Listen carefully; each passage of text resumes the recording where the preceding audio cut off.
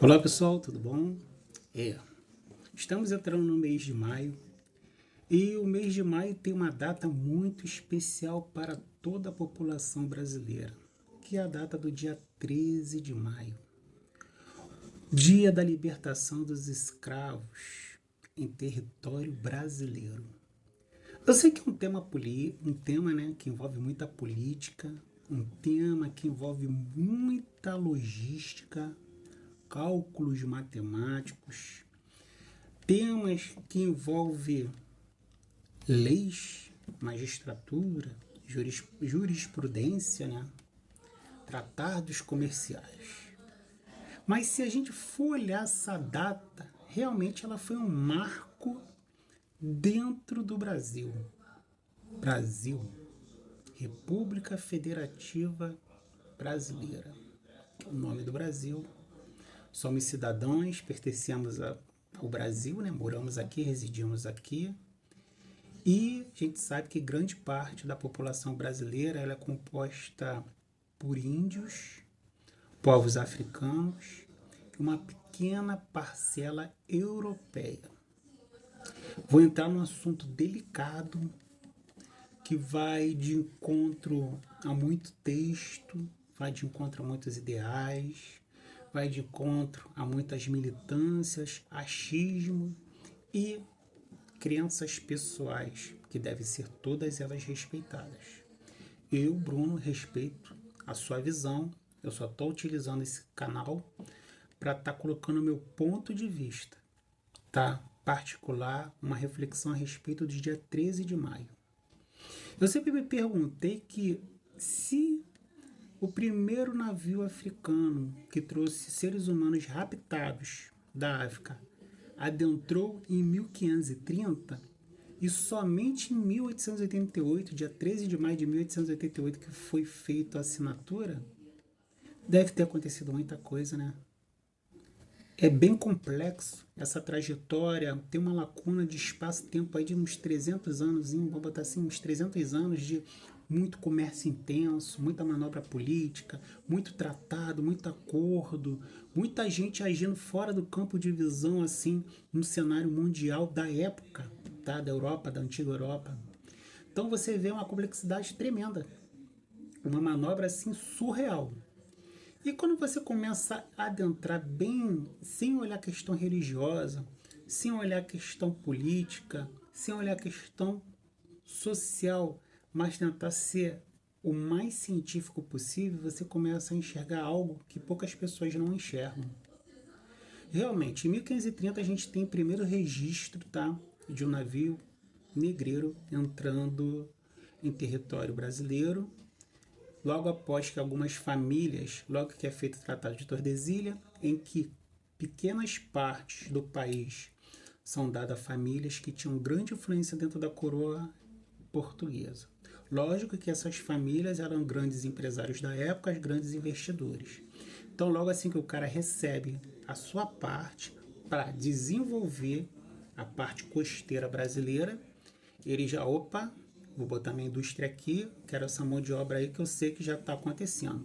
Porque, gente, se a gente for olhar, desde 1400 e vou botar assim, 1462, 1480, que já Portugal já começou a chegar dentro do território africano.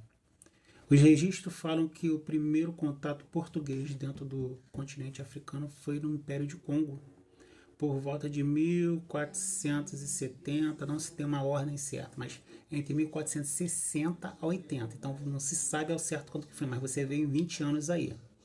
Portugal faz os seus primeiros contatos com o reino de Congo, e o reino de Congo era um reino complexo, um reino gigantesco, que ele tinha um forte poder de influência em metade do continente africano, em termos de poderio econômico, social e intelectual.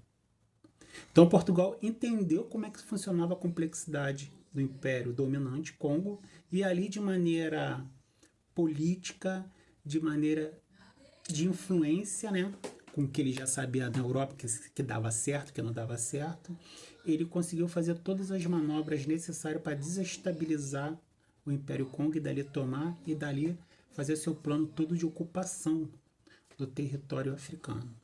Então hoje, segundo alguns dados do Projeto Panamá, você, eu, temos origem africana e nos dias de hoje, na África, no continente africano, existem 18 nações que fazem geneticamente parte da genética brasileira. 18 nações. Hoje, no mapa mundi hoje, ali existe a representatividade de 18 nações aqui dentro do Brasil. Ponto. Se você for ver, hoje 18 nações, mas isso corresponde talvez para a época centenas ou milhares de reinos. Entenda que reinos foram destruídos, manipulados.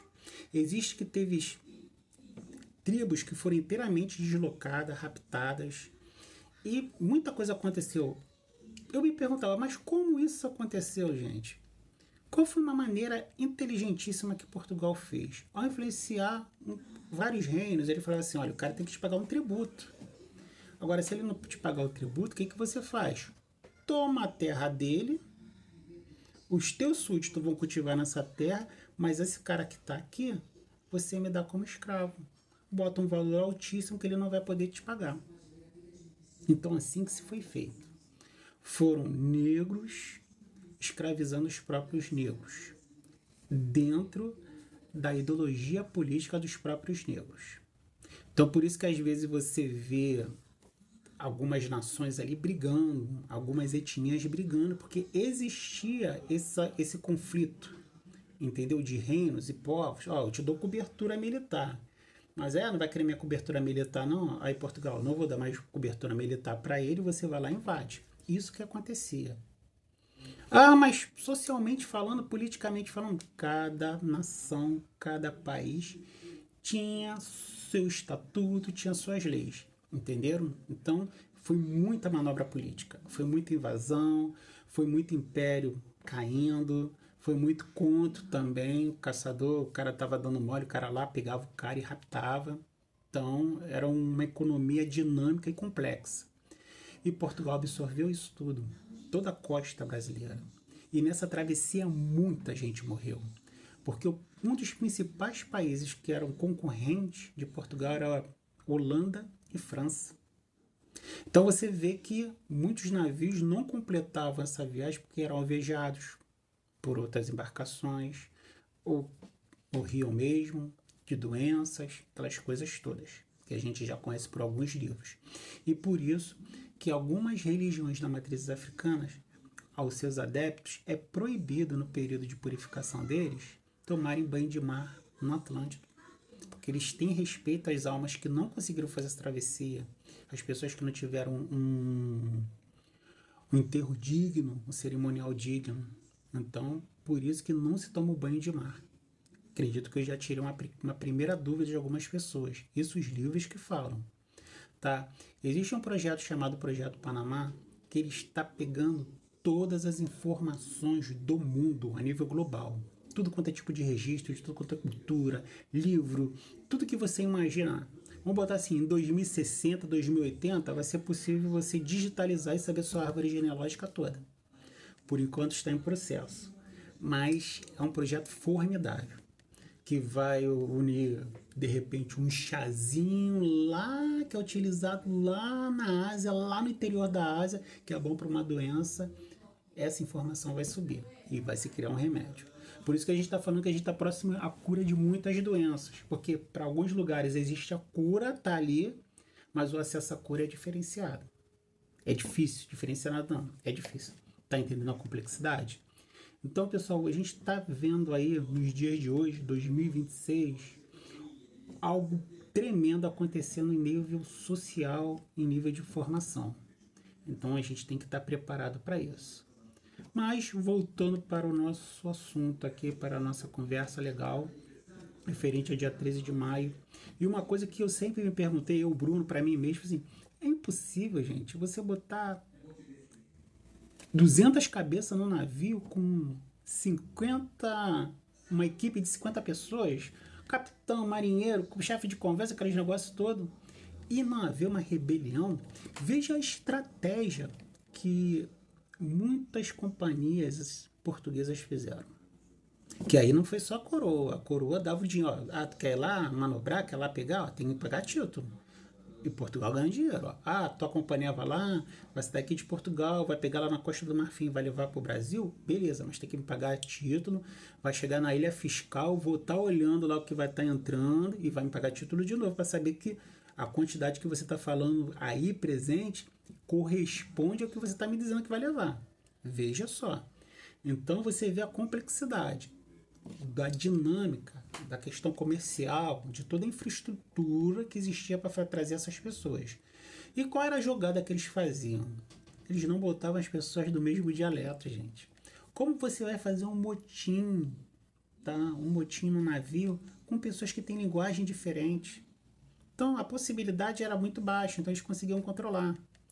E questão também de nível.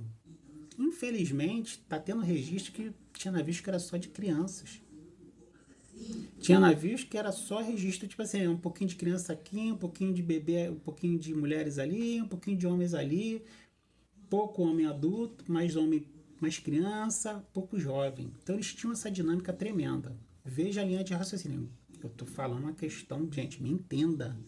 É uma questão de visão estratégica deles, comercialmente falando. Não estou levantando bandeira do que é certo e errado.